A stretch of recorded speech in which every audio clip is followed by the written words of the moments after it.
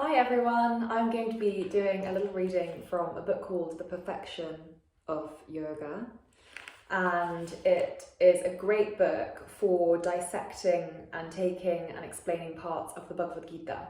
So for those of you who don't know, the Bhagavad Gita is one of the ancient texts from ancient India written in Sanskrit. It's where yoga was first talked about.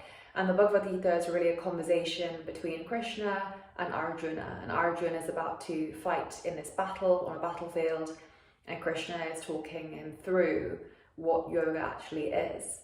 And we are going to be doing a reading from Bhagavad Gita 6.6, and it's really about yoga as a body and mind control. And so it says, "For he who has conquered the mind is the best of friends. But for one who has failed to do so, his very mind will be the greatest enemy."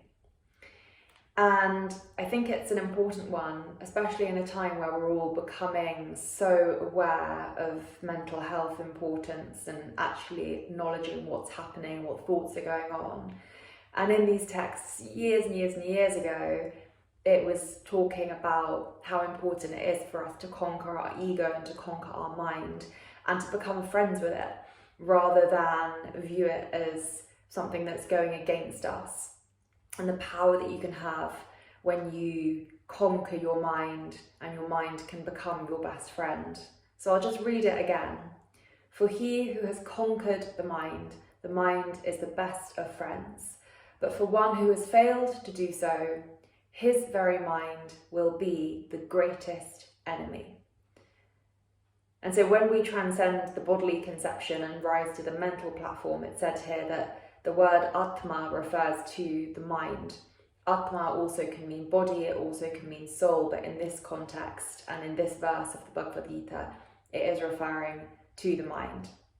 And then in the book itself, so in The Perfection of Yoga, I'm just going to read a little bit of what it says after this. "If through yoga the mind can be trained, then the mind is our friend.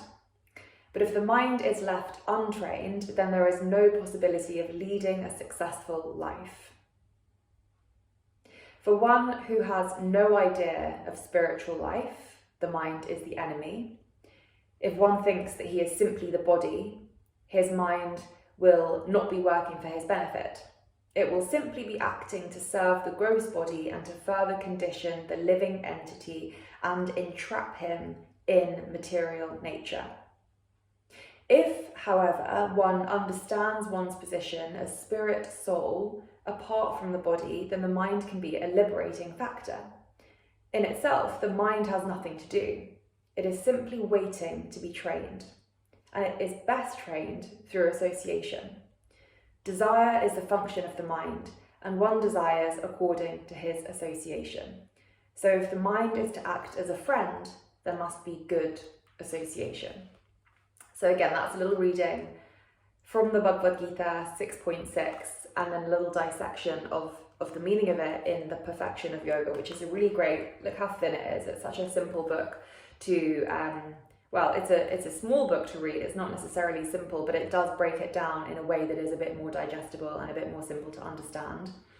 And, today is National Train Your Brain Day. I can't keep up with all the different days there are.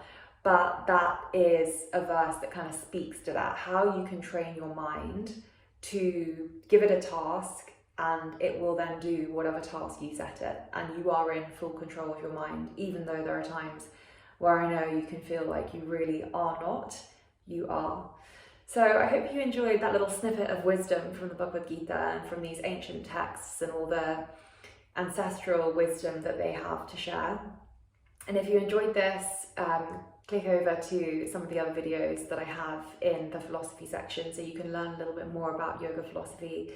Give this video a like and a comment if you enjoyed it, and remember to hit subscribe so you can come back for more. And I'll see you again in the next video.